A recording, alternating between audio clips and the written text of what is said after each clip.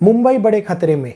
Title आप लोगों ने देख लिया होगा। मुंबई एक ऐसा शहर जो बहुत ही महत्वपूर्ण दृष्टि से, बहुत ही महत्वपूर्ण नज़रिए से भारत का एक सबसे महत्वपूर्ण शहर माना जाता है, जिसमें बॉलीवुड भी है, बड़े बड़े लोग भी वहाँ पे रहते हैं। और अगर ये खतरे में आ रहा है तो क्या इसके ऊपर बहुत बड़ा संकट देश के ऊपर मंडरा रहा है, या फिर कोई और ऐसा खतरा है जो दुनिया के अंदर अपनी दस्तक दे रहा है, जो आने वाले टाइम के अंदर कई प्रकार की परेशानियां हमारे सामने लेके आ सकता है। तो अब एट प्रेजेंट भारत के अंदर कई ऐसी जगहें, जो कई ऐसे राज्य जिनको OCAA, ocean academic of research and institute ने ये पुष्टि कर दी है कि अब आने वाले टाइम के अंदर ये सारी जगहें डूब जाएंगी। जी हाँ, हम इसको पहले से बताते आ रहे। एस्ट्रोलॉजी के माध्यम से ये बात हम लोगों ने बताई थी कि अगर जो ग्रह दो राशियों में, मीन और वायु राशि के अंदर अगर ज्यादा देर प्रवेश रखते हैं तो उस समय के अंदर तीन तत्वों की उत्पत्ति सबसे ज्यादा होती है। और वो तीन तत्व जो होते हैं वो होते हैं वायु तत्व, धरा तत्व, जल तत्व। अब आप देखिए, वायु तत्व और जल तत्व ऑलरेडी एक्टिवेट है, धरा तत्व उनके प्रभाव के कारण हरकत में रहता ही रहता है। अब इस कारण से भारत के अंदर उड़ीसा, तमिलनाडु, केरला, कर्नाटका, मुंबई, गुजरात, राजस्थान सबसे ज्यादा सतर्क रहने वाले राज्य कहलाते हैं। साथ ही साथ हिमालयन रीजन के वो क्षेत्र जो पूरे के पूरे जुड़े हुए हैं। साथ ही साथ भारत के सहपाठी राज्य जिनमें नेपाल, श्रीलंका, ये दोनों भी सम्मिलित है। तो अब अगर हम बात करते हैं एस्ट्रोलॉजी की, तो इस टाइम में ग्रहों का सबसे बड़ा परिवर्तन इन राज्यों के भूभाग से स्टार्ट हो रहा है और इन राज्यों के कारण बड़ी चीजें हम लोगों को देखने को मिल रही है। केरला के बारे में ऑलरेडी बताया। केरला ने, देखिए, सरकार किसी की भी हो, घटनाएं जब घटित होती हैं तो उसका इफेक्ट आपके और हमारे जैसे आम जनता के ऊपर पड़ता है। और यही इफेक्ट है जो परेशानियां लेके आता है, हम लोगों के लिए कठिनाइयां लेके आता है।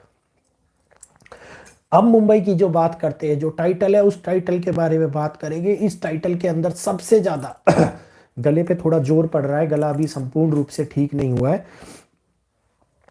1976 से 2000 के बीच में मुंबई के समुद्र का जल स्तर 1.9 मिलीमीटर बढ़ा करता था। 2000 से 2000 के बीच में ये सीधा डबल हो गया, दो गुनी तेजी से बढ़ने लगा, जो हो गया 3.8। अब ध्यानपूर्वक सुनिएगा, 2020 से 2023 के बीच में ये बढ़ने लगा है 4.1 के आसपास। अब 2020 से जो जल तत्व, जो समुद्र तत्व बढ़ता जा रहा है, जो जल बढ़ता जा रहा है, वो इंडिया के उन कोस्टल रीजन्स को इफेक्ट कर रहा है, जिसके लिए देखने का तरीका और चार्ट मैंने इस वीडियो के डिस्क्रिप्शन बॉक्स के अंदर लगा दिया है। आप अपने उस डिस्क्रिप्शन बॉक्स को ओपन करेंगे, उसमें टाइम पीरियड सेलेक्ट करेंगे और साथ ही साथ अपने उस एरिया को जूम करेंगे। जितना बड़ा जूम करेंगे आपको उतना ही क्लियर दिखाई देगा। जो रेड कलर के एरिया दिखाई आएंगे वो वाटर के अंदर सबमर्ज्ड हो चुके होंगे उस आने वाले सालों तक। तो अब ये समझ चुके हैं आप इस बात को। बहुत ही प्यार से इसको आप अपने घर में बैठे हुए चेक कर सकते हैं, और वो मैंने नहीं बनाया है, मानी जानी क्लाइमेट कंट्रोल की साइट है जिन्होंने वो दिया है। उन्होंने इस बात की पुष्टि करने के लिए दिया है कि लोगों को यकीन नहीं हो रहा है तो लोग अपने एरिया को आने वाले टाइम के अंदर देख सकते हैं। अब IPCC ने एक बहुत बड़ी बात बोली। इन्होंने कहा कि सबसे पहले मुंबई डूब जाएगा। 2030 से समुद्र भयानक बदलाव को स्टार्ट करेगा। 2030 तक बहुत बड़े बदलाव आएंगे, और 2030 से जो समुद्र के अंदर बदलाव होगा, इसके कारण मुंबई डूबने की कगार पर स्टार्ट हो जाएगा। और ईस्ट के अंदर जितना भी ये इंपैक्ट होगा, ईस्ट के अंदर सबसे बड़ा ग्रीन हाउस प्रभाव अर्थ के, ये कहिए कि बाहरी सतह के ऊपर सबसे ज्यादा असर कर रहा है, जिस कारण अर्थ के अंदर एक ऐसा ग्रीन हाउस इफेक्ट क्रिएट हो रहा है जो पृथ्वी की गर्मी को बढ़ा रहा है। पृथ्वी के भूभाग की बढ़ती हुई गर्मी पृथ्वी के भीतर में समुद्र की गर्मी को बढ़ा रही है, और समुद्र के पानी के अंदर जो गर्माहट बढ़ रही है इस कारण ग्लेशियर्स का पिघलना, क्लाइमेट का चेंज होना, साथ की साथ बहुत बड़े ऐसे स्तर के ऊपर डूम्सडे ग्लेशियर का आपने नाम सुना होगा। डूम्सडे ग्लेशियर जो पिघलने की कगार पर पहुंच रहा है और पिघलना स्टार्ट हो रहा है और बहुत तेजी से पिघल रहा है। अगर वो पिघले तो इस कगार पे 7 सेंटीमीटर, अभी 1 मिलीमीटर 4.1 मिलीमीटर के आसपास बढ़ रहा है, तो 7 सेंटीमीटर तक का जल स्तर बढ़ेगा, और ये डिफरेंशियल क्रिएट होगा मीठे और खारे पानी के कारण। अब मीठे और खारे पानी के अंदर जो बदलाव क्रिएट होता है उसी के अंदर इको सिस्टम पूरा का पूरा प्रभावित होता है। मतलब आने वाले टाइम के अंदर कहीं पे ज्यादा बारिश होगी, कहीं पे बर्फ जमेगी, कहीं पे अत्यधिक गर्मी होगी, और समुद्र के बढ़ते हुए गर्मी के कारण समुद्र का जल स्तर फैलेगा, और जो जल स्तर फैलेगा वो सारे के सारे किनारों पे रहने वाले लोगों को, किनारों को असरदार करेगा और साथ के साथ उनको डुबो देगा। तो यहाँ पे एक भविष्यवाणी भी जुड़ी हुई है भविष्य मालिका की, कि जगन्नाथपुरी की 22वीं सीढ़ी तक पानी आ जाएगा।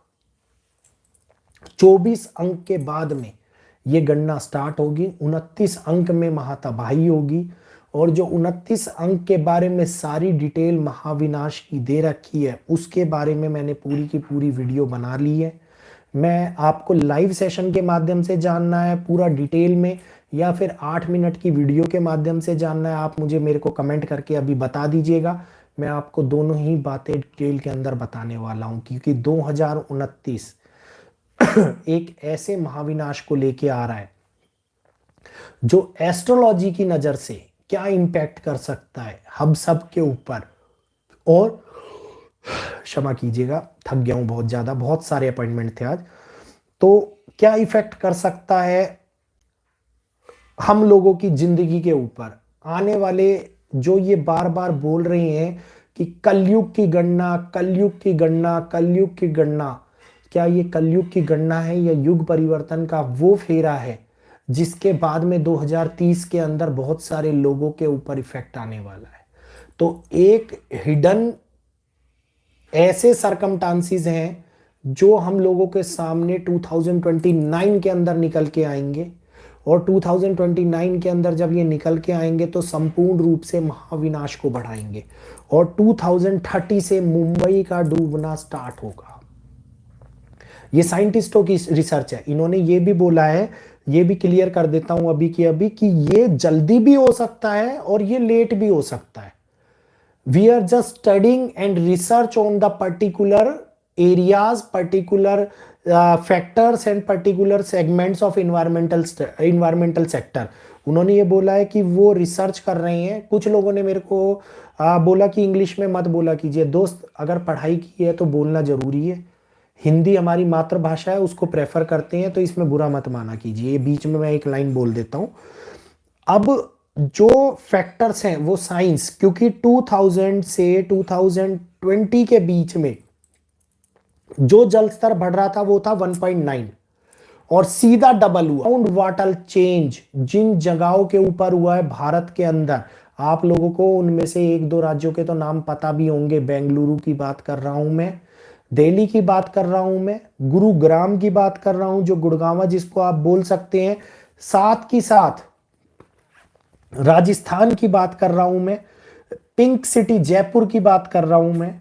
और इन एरियो के अंदर ग्राउंड लेवल बिल्कुल जीरो होता जा रहा है। ग्राउंड वाटर लेवल आने वाले टाइम के अंदर जब ग्राउंड वाटर लेवल जीरो होगा तो अर्थक्वेक्स आने की संभावना बढ़ जाती है, और जो बीच में स्पेस क्रिएट होता है ना, जहां पे पानी भरा हुआ था, वो जब स्पेस क्रिएट होता है तो वो पूरे के पूरे चेंजेस क्रिएट कर देता है, और भूकंप के बाद में सबसे ज्यादा विध्वंस इसी के कारण उत्पन्न होता है। इसलिए ग्राउंड लेवल, जो ग्राउंड वाटर लेवल है, उसकी इंपॉर्टेंस बहुत ज्यादा मानी जाती है। तो इन एरियो के अंदर ग्राउंड वाटर लेवल 0 की कगार पर पहुंच गया है। बेंगलुरु सबसे ज्यादा समस्या का सामना कर रहा है और आने वाले टाइम के अंदर जिन राज्यों के मैंने नाम लिए, जिन सिटीज के नाम लिए, उन सिटीज के अंदर बड़ा इम्पैक्ट होने वाला है। बड़ी संभावना है कि लोगों को सबसे बड़ी सावधानी बरतने की आवश्यकता रहेगी। ईस्ट के अंदर सबसे बड़ा इम्पैक्ट होता हुआ नजर आएगा। ईस्ट के अंदर ग्रीन हाउस इफेक्ट सबसे ज्यादा पड़ेगा। हिमालयन के कोस्टल रीजन जो है उनके ऊपर सबसे ज्यादा जियोलॉजिकल चेंज होगा। जो अर्थ के फैक्टर्स है वो वहीं पे चेंज होंगे। बड़े भूकंप की संभावनाएं निकल के भी वहीं से आएंगी। तो इस बात को आप समझिए। देखिए इंडोनेशिया जकार्ता, सभी लोग जानते हैं जकार्ता के बारे में। जल्दी डूबने वाली, वर्ल्ड की सबसे जल्दी डूबने वाली सिटी बन गई है जकार्ता। इंडोनेशिया की जकार्ता, जहां पे लोग रह रहे हैं वहां से लोगों को शिफ्ट करने के लिए एक नए आइलैंड के ऊपर जगह भी देख ली गई है।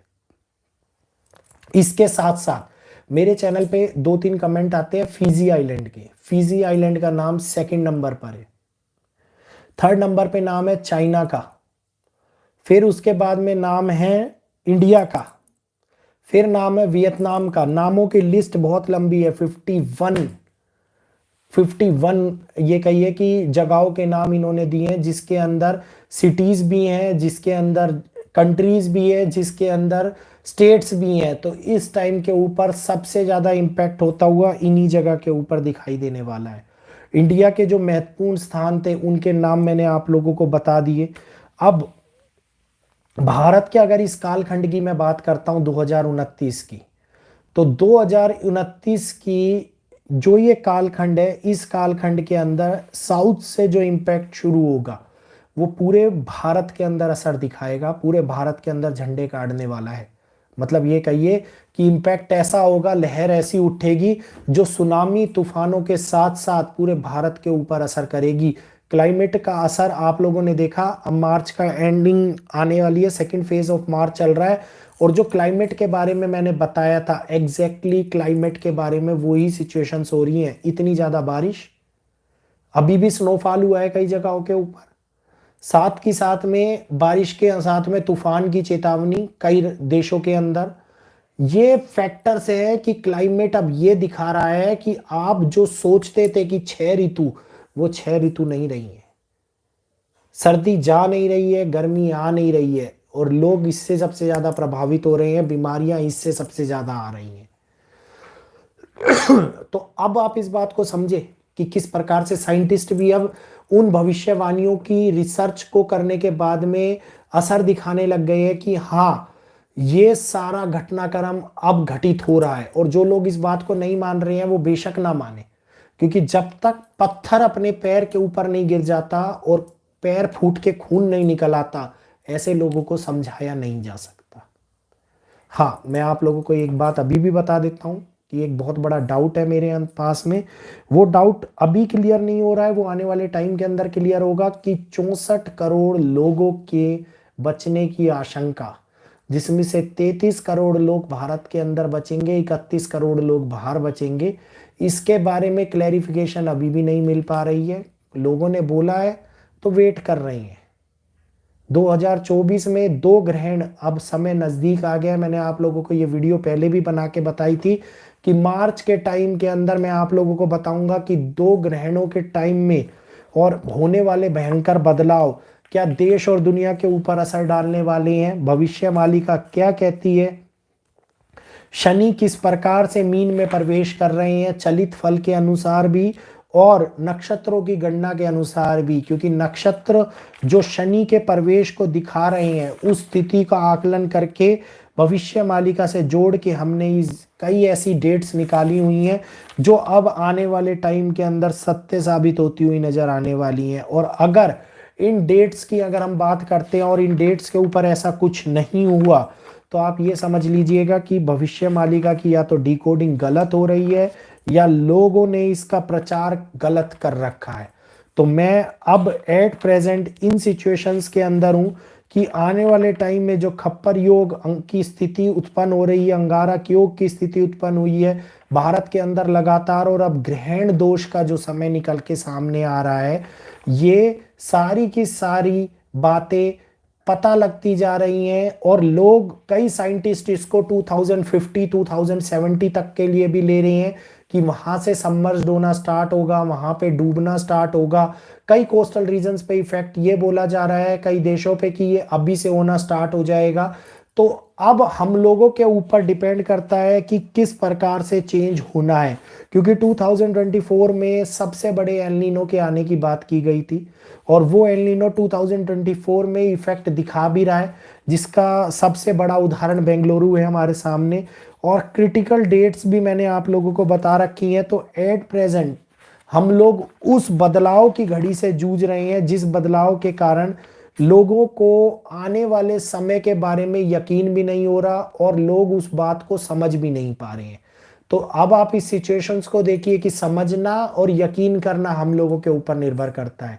ये मति भ्रम की स्थिति जरूर है, क्योंकि राहु का सबसे बड़ा भ्रम की स्थिति उत्पन्न करना इसी समय पे दिखाई देगा।